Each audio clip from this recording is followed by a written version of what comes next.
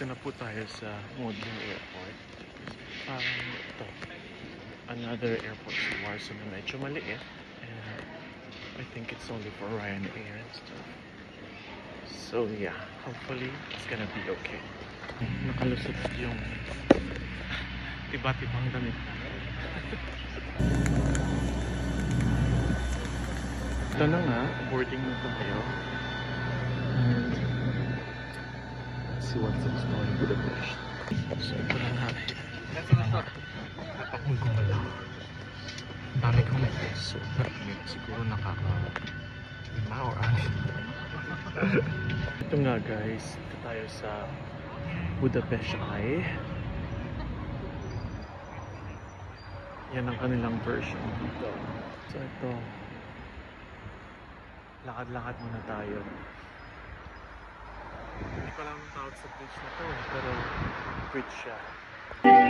Kérem vigyázzanak, az ajtók záródnak.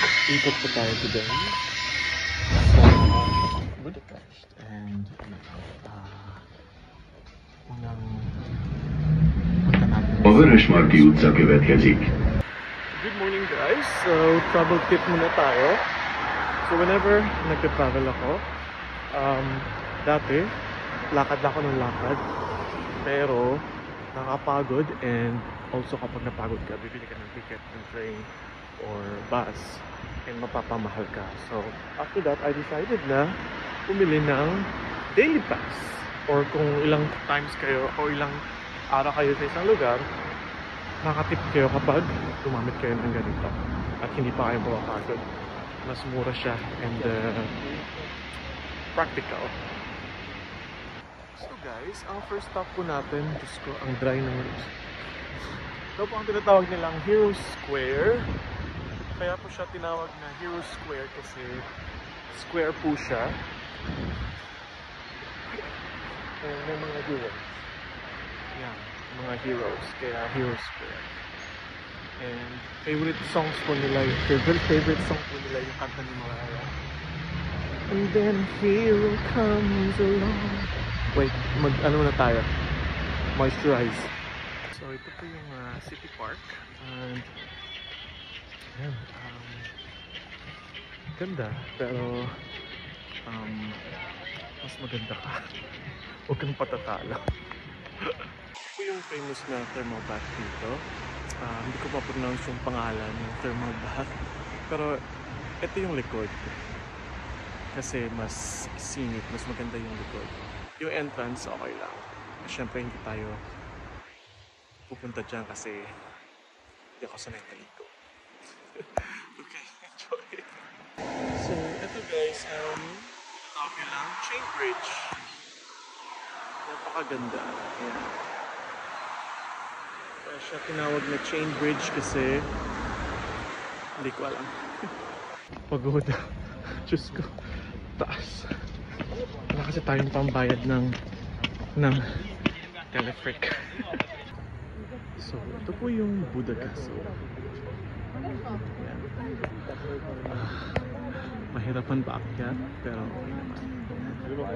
Hello guys, so ito po ang Fisherman's Bastion. Cute! Pero mas cute ka kapag natalo.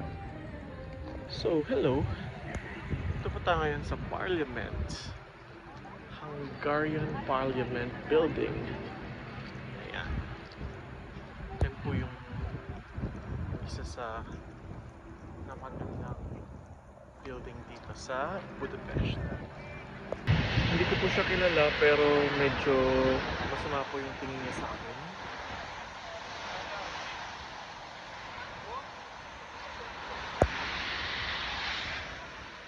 Sana okay lang siya. Guys, ito po ang St. Stephen's Basilica. Yan.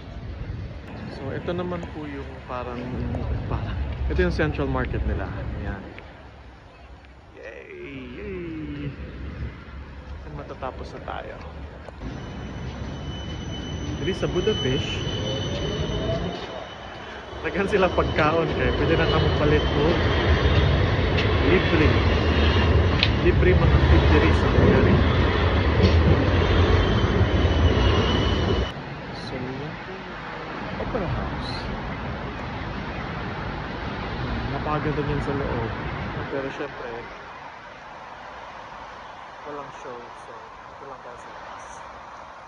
Actually, pwede kami pumasok pero dito lang sa labas. I mean, pwede kami pumasok pero hanggang dito lang sa party. Sayang. Ang ganda nung kumakanta kanina. Hindi ko na-record. Dinig na dinig dito. Ang ganda.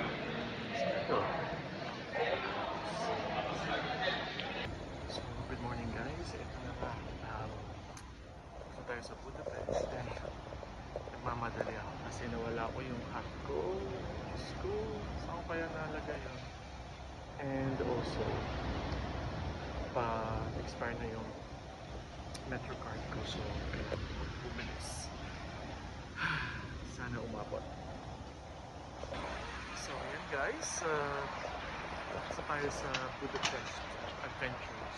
Then, now we're moving to the next country. My 32nd. Yeah, technically. Kasi hindi ko sinali yung Scotland, Wales, Northern Ireland. Isa ko na lang. 31st, no, 32nd country now. We're going to Slovenia. And yan, yung punto ang alis. As in 10:50. Exactong 10:50.